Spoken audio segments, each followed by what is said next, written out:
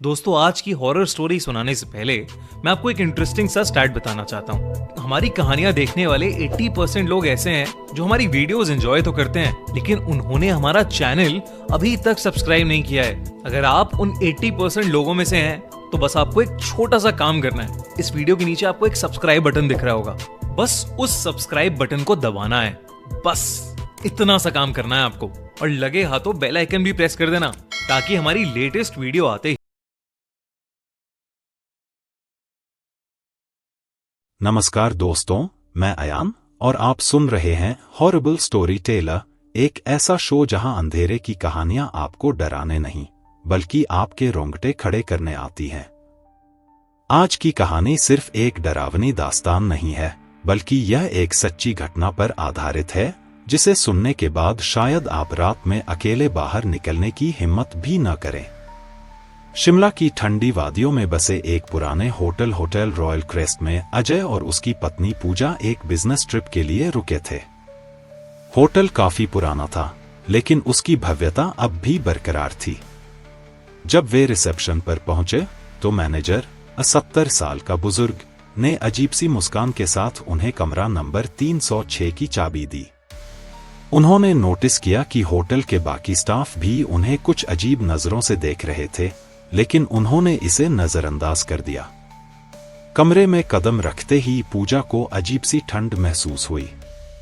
ऐसा लग रहा था जैसे कमरे में पहले से कोई मौजूद हो।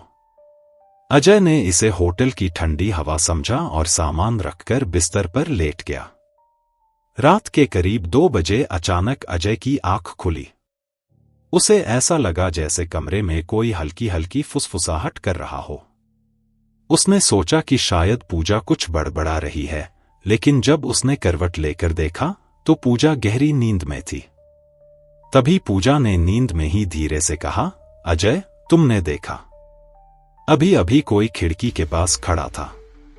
अजय ने तुरंत कमरे की लाइट ऑन कर दी, लेकिन खिड़की पर कोई नहीं था।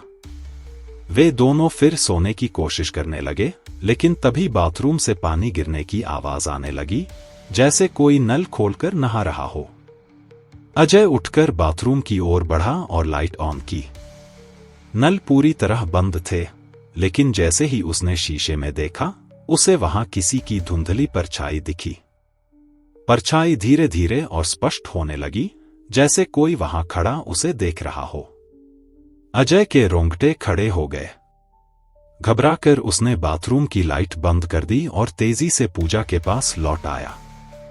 अगली सुबह अजय और पूजा रिसेप्शन पर पहुंचे और मैनेजर से पूछा, कमरा 306 में कुछ अजीब तो नहीं?